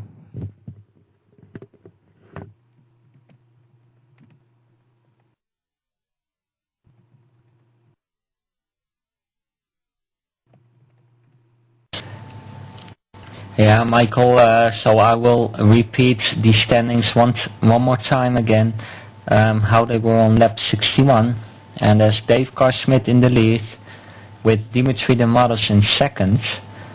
Dimitri Dematis was only 2 seconds behind Dave Carr-Smith, and he was catching up, so he probably had a chance on winning it. Mindegas Columbus was in P3, he was 26 seconds behind Dave Carr-Smith. So he got, I think this is his first podium of the pro season, I'm not sure. So many congrats to him for his first podium. In P4 we got Lucas Euler. He was on 43 seconds to Dave Carr-Smith in the lead. In 5th we got Wayne White.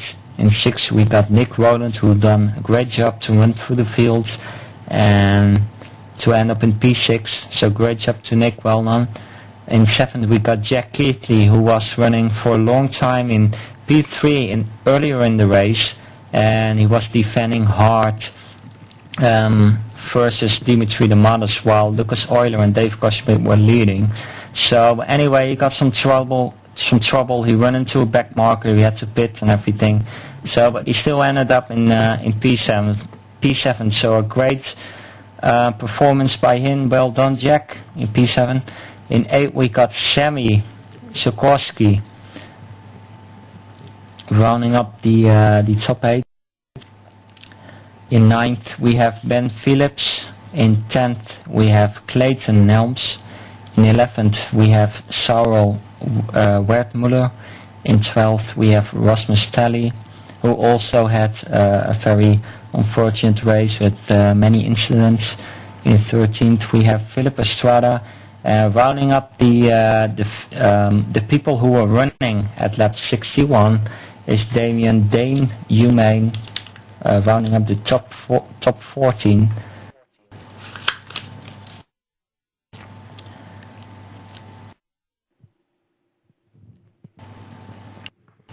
So the top 15 are rewarded points, so they will all get points. So great job for them. Keeping their car out of the walls and getting this far into the race and collecting some good points for the championship. Well done. Yep.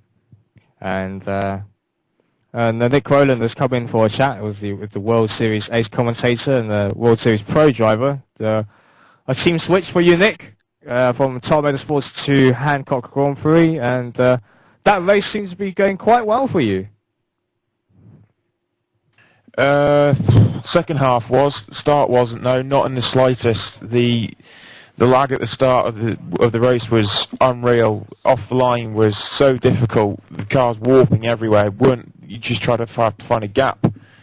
Very, very difficult to navigate all the way through. Cars hitting each other left, right, and centre. There was a massive spin and I think a few cars collected at turn 1 also. And a few other problems throughout the race, and I was actually lucky to be in 6th place. But yeah, I'm just bitterly disappointed and gutted that it's ended with a mass server disconnection, to be quite honest. Yeah, and then we share the same feelings up here in the booth as well. And anyway, on a more positive note, how are you settling in with your new team? Yeah, very well. I'm enjoying myself. It's been a bit of a transition phase, and it might take a little bit of time for me to settle in properly. But yeah, I'm really enjoying being at Hancock GP at the moment. So cheers to the guys for giving me the opportunity.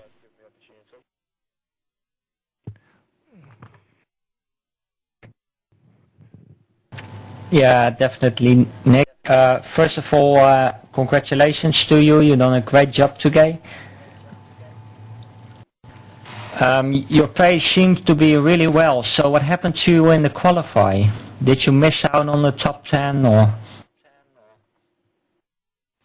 Qualifying didn't go as quite as I planned. I was a little bit disappointed with my qualifying because I wasn't even able to get onto what I'd done for a PB. So basically, I was up on my time into the top 10 at Sector 2 and 3 times in a row messed up Rascas through various slides and caught myself out under braking. So that was a little bit unfortunate.